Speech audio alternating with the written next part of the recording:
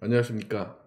통통 토크쇼 시작하겠습니다. 저는 통통한 남자 가정은입니다. 안 통통한 우리 조정상 위원장님 나오셨습니다. 예, 안녕하십니까. 안 통통한 남자 조정상입니다. 어제 혹시 요즘 어떠세요, 건강? 다리가 살짝 금 갔는데 잘 붙어가고 있고요. 네. 예. 뭐 혹시 술 드시거나 이러지는 않으신? 예, 어제 좀 먹었어요. 조금 드셨어요? 네. 아, 그렇게 답변하시는군요. 네, 네. 알겠습니다. 네.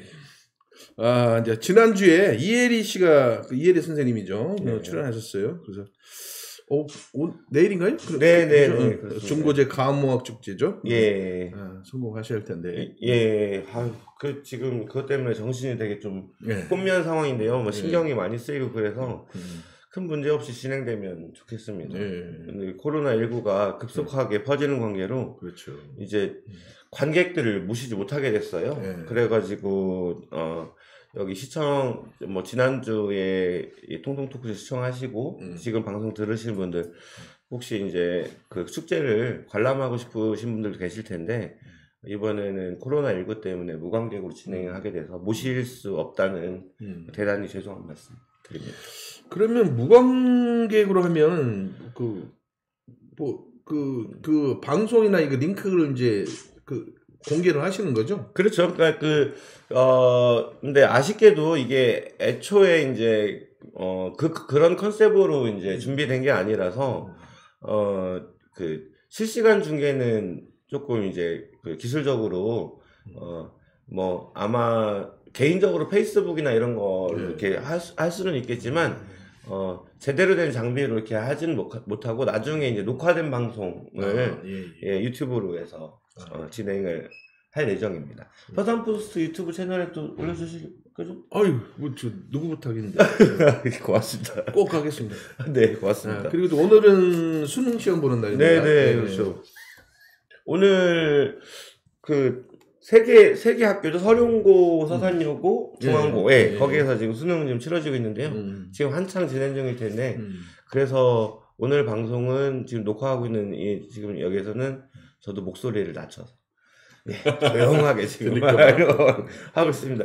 그래서 수험생 여러분 모두 힘내시기 바라고요. 그리고 수능도 안 치는 학생들이나 이런 또 청소년들 있잖아요. 그런 친구들 모두 다 삶을 응원합니다. 네. 다들 잘 될 겁니다. 희망을 가져야죠. 그래야죠. 우리 위원장님도 수능 보셨죠? 수능 봤죠. 저는 학력고사 봤습니다. 아니 저도 학력고사 봤어요. 학력고사 마지막 제가 학력고사 마지막 세대 하고 재수해서 수능 세대 되겠습니다. 경험이 많으신. 예. 다양한 경우가 있습니다. 그때 마지막 학력고사를 꼭 붙으려고 했는데 떨어지는 바람에. 수능에서 그래도 결국은 서울대 가셨잖아요. 그렇죠. 근데 학력고사 때도 서울대에 원서를 넣었었기 때문에 한 해 먼저 갔으면 좋았겠죠. 그러네요. 그나저나 이제 코로나가 더 급속히 확산되고 있습니다. 그러게요. 오늘도 그 아침에 문자 보니까 59번, 57, 58, 59 이렇게 문자가 왔더라고요. 그래서 참 3명이 동시에 발생했다고. 어제도 그렇게 문자가 아침에 왔었잖아요. 그랬었죠. 정신이 번쩍 들더라고요. 그래서 이거 참 지금 친한 동생 가게 거긴데 그 친구가 지금 오픈한 지 얼마 안 됐거든요. 그래서 친구가 참 안타까워서 지금 아마 그 건물 아마 폐쇄 명령 내렸다는 얘기가 있어요. 그래서 그렇다면 이 코로나 언제쯤 잠잠해질라나요, 이거? 그거 제가 그래도 말씀을 해주십시오. 지지난주 그 코로나 특집 방송에서 좀 언급했었는데 백신이 이제 시판 직전 단계까지 왔잖아요. 그리고 근데 이제 사람들이 백신에 대해서 백신이 막 치료제인 것처럼 아시는 분들이 계신데 백신은 그 예방 접종 같은 거잖아요. 그래서 이미 걸린 사람들 치료하는 효과는 아니고 그러니까 우리가 독감 예방 접종처럼 독감을 안 걸리게 하거나 그리고 독감이 오더라도 약하게 오게 만드는 게 이제 백신이거든요. 그래서 그런 효과가 있어서 이미 걸린 사람들을 어떻게 하지는 못하겠고, 아마 이제 걸리는 거에 대해서 예방하는 효과는 좀 있을 거라고 보고 있는데, 지금 요즘에 주식 하시는 분들은 많이 아실 텐데, 셀트 땡땡. 네. 거기 회장님이 치료제가 우리나라에서 치료제를 내년 초에 이제 네. 완성을 할 거라고 이렇게 얘기를 하잖아요. 그러니까 3월 정도 되면 이제 시판이 되고, 그렇게 되면 이제 어느 정도 보급이 되고 그러면 좀 숨통이 트일 거라고 생각이 듭니다. 네. 지금 결국은 사실은 치료제는 이미 이제 감염이 되고 증상이 있을 때 치료하는 거고. 그렇죠. 백신 같은 경우는 사실 궁극적으로는 백신이 있어야 그렇죠. 모두 없어지는 그런 그렇죠. 결과를 치료제? 치료제는 네. 발현이 되고 나서 치료하는 그렇죠. 거고, 그렇죠. 백신은 예방하다 보면 그렇죠. 그들은 나중에는 코로나균이 없어지는. 그렇죠. 나중에 그러니까 다워지면. 타미플루 아시죠? 네, 예전에 네, 신종플루 그렇죠. 유행했을 때 네, 네. 신종플루를 치료하는 게 타미플루잖아요. 맞습니다. 요즘에는 근데 신종플루를 예방하는 그런 백신 같은 거는 독감 백신에 이제 타미플루 그렇습니다. 백신도 이제 추가돼서 같이 한다고 하더라고요. 네. 하여튼 기회에 아주 설명 잘 해주셔서 고맙습니다. 네. 선생님 하셔도 될까요? 선생님 했었어요. 15년 전에 학원 차렸다고. 망했습니다. 죄송합니다. 그리고 요번에 아까도 말씀하셨던 주점 한쪽 행사 때문에 100명 이상이 넘는 사람이 모여가지고 확진자가 있어서 그게 무슨 팸이라고 하던데 오늘 아침에 56, 57 확진자 중에서도 그 때문인 거가 있어서 사람들이 지금 일단 SNS상에서 지금 막 시끄럽게 좀 떠들고 상황이거든요. 그거 좀 잠깐 언급은 좀 해주세요. 어차피 마음 아프시겠지만. 정말 좀 마음이 안 좋은데요. 근데 어쨌든 모든 자영업자들이나 이제 특히나 외식업에 종사하시는 분들 같은 경우에는 그런 게 있을 텐데 지금 경제적으로 상황이 많이 안 좋잖아요. 그래요. 그래서 이제 조금 이제 상황이 이제 호전됐을 때 이제 좀 판촉이나 이런 걸 통해서 적극적으로 좀 손해봤던 거를 좀 복구하려는 이런 게 있었는데 그게 또 이렇게 이어져서 너무나 마음이 안 좋고 특히나 이제 제가 또 아끼는 후배가 그렇게 돼서 참. 그래서 지금 현재 조정상 위원장님 말씀대로 소상공인들이 좀 어떤 이 위기를 모색하는 과정에 또 사람도 판촉 행사를 했던 것 같은데 이것을 지탄할것만 아니라 그렇죠. 어떤 상황이 어떻다는 이해도 좀 필요해 보이는 그런 상황입니다. 그렇죠. 제조업 같은 경우에는 이 코로나19 때문에 소비가 좀 위축됐던 거는 코로나19가 좀 잠잠해지면 다시 스프링처럼 쫙 올라가서 지금 손해는 이제 극복이 되는 건데 외식업 같은 경우에는 지금 손해는 영구적인 손해거든요. 다시 회복될 수 없는 이런 맞습니다. 거라서 너무 안타까움이 있고 이제 그리고 생각해보면 지금 이제 거기 주점 사장님도 저랑 지인일 테고 보면 다 지역사회 일원이라는 거. 그렇습니다. 그래서 그거에 대해서 좀 인지를 하시고 따뜻한 마음으로 감싸는 게 필요할 것 같습니다. 맞습니다. 지금 다들 어려운 시기인데 서로 감싸주고 서로 위로해주고 하는 그런 시기일 것 같습니다. 우리 같은 지역 사람들이니까. 그렇죠. 고맙습니다. 하여튼 자세한 내용 어차피 아시는 분이어서 더 자세한 내용인 것 같아요. 다행입니다. 그래도 이번 기회에 말할 수 있어서. 자, 그 다음에 이제 우리 주로 서산에 관한 얘기만 했었는데, 요번에 이슈가 되는 윤석열 총장과 추미애 장관에 관한 얘기. 그 다음에 요번에 중후배제했다가 다시 법원 판결로 그렇죠. 법원에서 중지하라 했었죠. 의료력 중지하라. 근데 이제 상황이 완전 역전됐는데 또 윤석열 총장은 여론조사에서 1위도 하고. 그러니까요. 지금 이 상황을 어떻게 보고 계십니까? 참. 저는 개인적으로 이런 질문에 대해서는 좀 항상 회피하면서 다니는 거야. 좀 거대 양당이 이제 관여돼 있는 이런 거는 살살 피해 다니는 좀 약간 얍실한 모습을 제가 보이고 있는데요.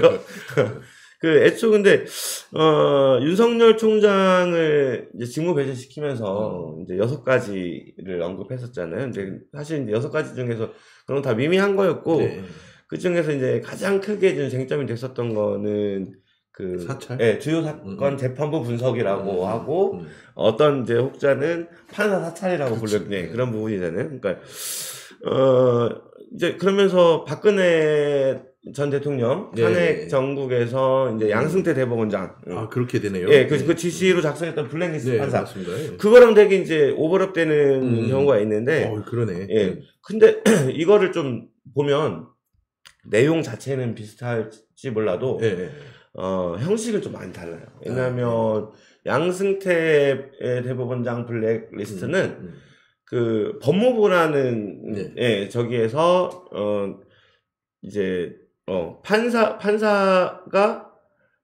자기 내부에 이제 판사들의 이제 성향들의 이런 걸 분석한 거잖아요. 그러니까 그런 거고 어떻게 보면 또 대법원장이라는 지금 또 심판이라고도 볼 수 있는데 심판이 그렇게 한 거가 있고 근데 이번에는 검찰에서 그 판사들의 성향을 좀 한 거잖아요. 그러니까 야구 경기를 봤을 때는 상대팀의 전력 분석을 좀 하는 그런 부분이 있어서 저는 그게 그렇게까지 문제가 되나 싶었었는데 어쨌든 지금 법무부 감찰위원회하고 그리고 그거죠 서울지방법원 거기서 행정법원에서는 지방법원이 행정법원이군요.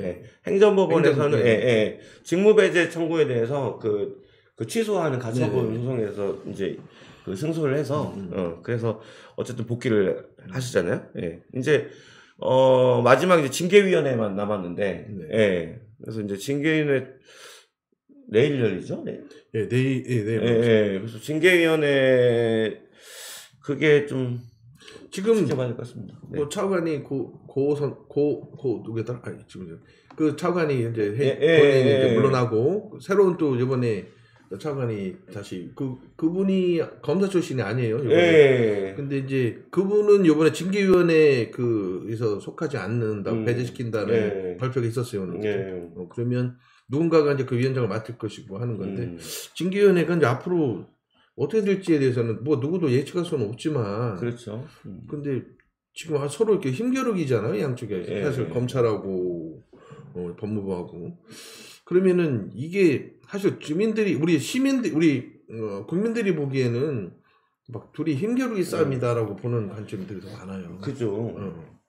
그러니까 보면은 막 어떻게 권력형 핑퐁 싸움 이렇게 보잖아요. 근데 이렇게 하면서 지금 국회가 거의 올스톱 상태예요. 그러면서 저희 이제 정의당 같은 경우에는 중대재해기업처벌법이나 차별금지법이나 이런 것들 이제 어떻게 보면 민생과 관련된 이런 법안을 좀 어떻게든 한번 해보고 싶은데 국회가 이렇게 되면서 사실 이제 윤석열 추미애 권력 다툼에서 우리 국민들의 삶이나 이런 것들은 없잖아요. 그러니까 그런 것들이 너무 안타깝습니다.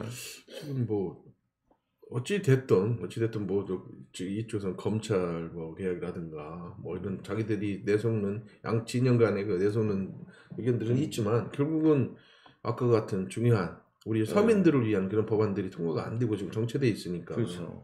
피해는 결국 국민이 이렇게 돌아간다는 거잖아요. 빨리 이게 해결되고 하여튼 뭐 좀 잠잠해주면 좋겠어요. 어떻게 해결되든 뭐든 그러니까요. 역사는 흐르고 있습니다. 네. 서산에 또 어떤 이슈가 있는지도 한번 살펴볼까요? 네. 뭐 다들 아시죠? 사랑의 열매 배지 달고 나가는 행사. 그게 12월 1일부터 1월 말까지 우리 서산 전체 뭐 서산시 차원에서도 하고 각 읍면동 사무소 차원에서도 하고 이렇게 하거든요. 저는 동문 일동에 있는 이제 한 통의 새마을 지도자 일도 하고 있는데 이런 행사가 있으면 모금함을 들고 동네 상가들을 방문하고 올해는 상가 방문하기 되게 어렵게 그렇겠네요. 그러니까 완전 민망해서 어떻게 모금 아무튼 그게 걱정이긴 한데 그게 이제 그 12월 8일 날까 8일 날 호수공원에서 그 서산시 차원에서는 모금을 한다고 하더라고요. 근데 그 드라이브 스루 형태로 한다고 하더라고요. 드라이브 스루 저도 이제 동문일동사무소에서 모금하는 거에 저도 이제 어떻게 보면 행사를 준비하고 하는 그런 입장인데 원래 이게 매년 보면 떡국이나 이런 걸 끓여서 그 오신 어르신들 대접도 하고 저 모금을 하러 오신 분들한테 떡도 대접하고 그랬었는데 올해는 코로나19 때문에 그런 걸 못하게 됐거든요. 근데 드라이브스루 방식은 되게 좋은 것 같아요. 그러게요. 어쨌든 참여할 수 있으니까요. 네, 호수공원에 그 드라이브스루, 요새 꾸러미나 농산물 꾸러미나 그렇죠. 이런 거 했었잖아요. 네. 되게 좋은 것 같아요. 근데 효과가 있었고요. 네, 그러니까요. 그리고 또, 대산 화곡일리 주민들이 농성을 하고 있다는 얘기. 그러니까요. 현대오일뱅크 거기 아시죠? 그 배우지를 또 더 매립해서 공장을 이제 증설하려고 하는 건데 주민들 주장은 지금까지도 막 30년을 참았는데 또 해서 지금 사람을 죽일 셈이냐 이렇게 반발하고 있는 것 같은데 어쨌든 이 부분에 대해서는 제가 잘 해결되길 바란다는 말씀밖에. 지금 그게 이제 안효돈 의원이 서울시의회 때 이제 본발언 때였죠. 그 얘기했던 과정 중에 하나인데 거기가 메꾸고 바다를 이제 메꾼 다음에 여러 가지 사업들을 이제 거기다가 더 증설한다는 내용과 그렇죠. 또 거기 그 공단 안에 있는 그 사택이라고 하죠. 사택을 좀 멀리 있는 한 2km 벗어난 곳에 단지를 만들어서 그쪽에서 주거하게 기거하고 주거하고 생활할 수 있는 그걸 만든다는 얘기가 있었어요. 그거를 제안도 했었고 그런 거하고 어떻게 연결돼서 들어간지에 대해서는 우리가 다음에 혹시 이렇게 우리가 얘기 나눌 때 그거 가지고 한번 좀 자세히 좀 나눠보는 건 어떨까 싶어요. 네. 좀 많이 공부 좀 해보시죠. 네, 저는 근데 지금 이분들이 주민들이 환경운동연합에도 한번 찾아오셨던 것 같고 그리고 그 서산시의회도 방문해서 이렇게 논의를 하셨던 것 같더라고요. 그래서 일단은 주민들끼리 민원들이 있을 때 저처럼 시민사회단체 활동을 하고 이제 진보정당 활동을 하는 사람들이 어떤 때를 보면 우리가 가는 거 별로 안 좋아할 때도 있어요. 그냥 우리 그런 사람들은 아닌데 아무튼 주민들이 만약에 요청을 하고 그런다면 저도 제 자리에서 역할을 할 수 있도록 거기 접근을 환경적인 측면만 보는 게 아니라 아까 어떤 주거단지가 생겨서 이전한 이런 것도 맞물려서 이제 생각을 해보시는 거 그렇게 접근해야 된다고 제가 보고 있는 거고 전체적인 사업으로 봐야 된다라는 거죠. 그래서 주민들이 주장은 물론 이제 환경에 대한 내용도 내시고 있는 거고 그렇죠. 그 뒤에는 또 어떤 내용이 있는지도 그게 이제 궁금한 사람. 알겠습니다. 네, 화이팅. 또 아주 숙제 주시. 우리 능력 지금 서산시에서 가장 능력 있는 분 아닙니까? 그래요? 네. 저는 그렇게 믿는 대표님만 그렇게 보시는 거죠? 아닙니다. 많은 분들이 그렇게 생각하십니다. 고맙습니다. 고마운데 힘내십시오. 네. 자, 또 이제 12월 10일이면 이제 김영균 노동자가 이제 사망한 지 2년 됐어요. 2주기가 되는데 시민사회단체에서 이제 뭘 준비하고 계실 텐데 뭐가 있는지. 그렇죠. 지금 그 2주기 추모제 기획단이 만들어져서 지금 서울에서도 계속 좀 행사가 열리고 있고 그러는데 우리 지역에서 열리는 행사는 일단 크게 2개 정도 보시면 될 것 같은데 일단 다음 주 월요일 날 서부발전 본사 태안 읍내에 있잖아요. 그래서 거기서 오후 7시에 추모문화제가 계획돼 있고 10일 김영균 노동자가 딱 죽은 지 2주년 되는 10일 날에는 12시 30분 점심시간을 이용해서 화력발전소 앞에서 2주기 추모제가 열릴 계획입니다. 코로나 시기라서 최대한 거리두기를 유지하고 방역을 철저히 하면서 준비할 계획입니다.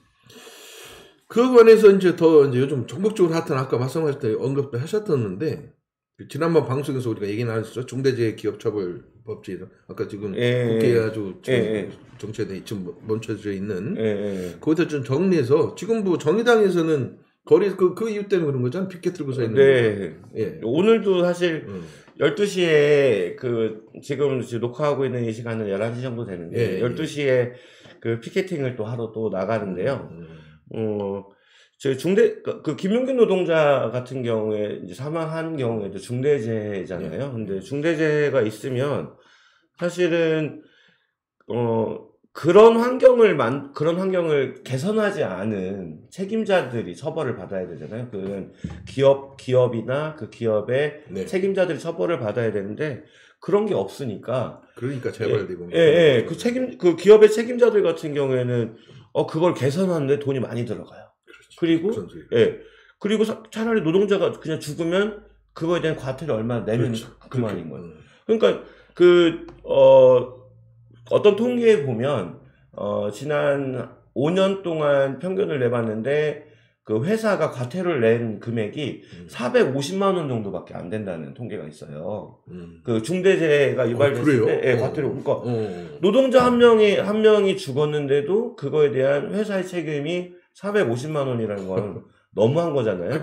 어떤 의원이 또 하나 발의를 한 거 있죠. 500만 원. 네네. 근데 그게 실효성이 없다는 얘기도 있었어요. 그렇죠. 네. 그러니까 지금 논의되고 있는 것들이 벌금을 더 대체로 상향하고 이런 건데, 근데 어쨌든 노동자가 죽었을 때 그 책임을 과태료로 이렇게 퉁칠 수 없을 만큼 좀 과중한 좀 그렇죠. 무거운 벌을 내려야 회사가 우리 회사에서 노동자가 죽으면 회사가 존망의 기로에 놓이겠구나라는 생각이 들게끔은 해야 회사가 최소한의 노동자들 안전장치를 하지 않을까. 지금 현재 정의당이나 보니까 국민의힘에서도 현수막을 게시했어요. 그에 관련해서. 국민의힘은 그러니까 제가 엊그저께 이제 성일종 의원 비서님하고 잠깐 어디 지나가다 만나서 얘기했는데 술은 드신 거 아니죠? 예, 낮이었는데. 근데 그 비서님 말씀으로 성일종 의원님도 그 부분에 대해서 찬성하는 입장을 가지고 있다 이렇게 말씀을 하시는데, 근데 그 김종인 위원장이죠? 김종인 위원장은 그 정의당과 만나서 협조하겠다고 했는데, 아니 협조하려고 하면 지금 지금 국회가 공전 중이잖아요.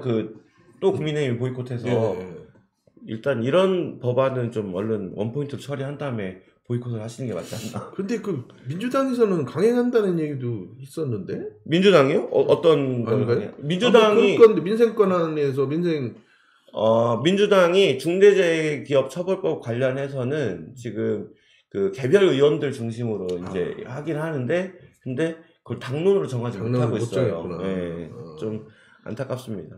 기업들의 압력에 굴복한 건가요? 야, 그게 문제인데.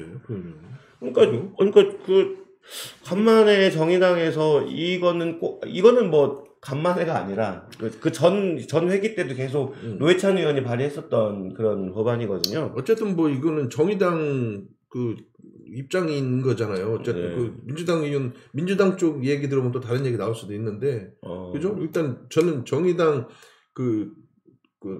이 입장만 듣고 지금 이거 얘기하는 거니까. 또 민주당은 지금 다 발을 빼는 상황입니다. 저기 밖에 민주당 인사 있다고 지금 그러시는 거예요? 저 발을 빼는. 네. 이거 방송 끝나고 나면 나한테 쌍욕할 수도 있어. 그렇구나. 네. 어쨌든 작년도에 보면 중대산업재해로 사망을 한 노동자가 2020명이나 된다고 합니다. 그러면 나눠보면 대체로 한 7명 정도 되는데, 하루에 7명 정도나 되는 노동자가 그냥 아침에 나 회사 다녀올게, 잘 갔다 올게 인사를 하고 나왔지만 저녁에는 돌아가지 못한다는 거. 그게 대한민국의 현실이고 OECD에서 산재로 사망한 노동자 수가 1위라는 거. 그걸 어떻게든 줄이려고 노력을 하는 것이 어쨌든 이 사회에 정치를 하는 사람들의 맞습니다. 양심이지 않나라는 생각이 듭니다. 아마 민주당도 어느 정도 입장이 나올 거라고 봅니다. 그죠? 나와야죠. 그렇게 믿고요. 네. 자, 이제 오늘 아주 알찬 얘기를 많이 나눈 것 같아요. 제가 평가하기에. 저는 자평을 잘합니다만 우리를 긍정적인 평가로 봤을 때 오늘 좋은 얘기를 많이 나눴어요. 근데 다음에는 더 준비를 열심히 하시고, 제가 궁금한 거 많이 여쭤보면 많이 대답해 주시고. 준비를 제가 오늘 잘 못했다고 보시는. 아니, 근데 알차다고 제가 먼저 전제하고 말씀드렸는데, 좀 더 잘했으면 좋겠다는 제가 부탁의 말씀을. 그게 한자 성어로는 주마가편. 그런 거군요. 그래서 제가 좀 채찍을 또 하는 그런 입장이라고 보시면 됩니다. 알겠습니다. 알겠습니다. 자, 오늘 이제 슬슬 이제 맞춰야 되는데 뭐 하실 말씀 있으신가요? 아니 뭐 특별히 드릴 말씀은 없고 지금 코로나19가 너무 성행하고 있으니까 맞습니다. 우리 그 시민들이 잘 합심해서 이 위기를 넘겼으면 좋겠다는 조금 더 힘내자는 말씀 드리겠습니다. 자, 오늘 방송 시청해주신 여러분 고맙습니다. 오늘 아주 알찬 얘기로 나누고자 노력했는데 다음에는 더 좋은 소식을 가지고 오겠습니다. 더 좋고 알찬 소식으로 여러분을 만나러 오겠습니다. 자, 가족은이었습니다. 예, 조정상이었습니다. 수고하셨어요. 네, 수고하셨습니다.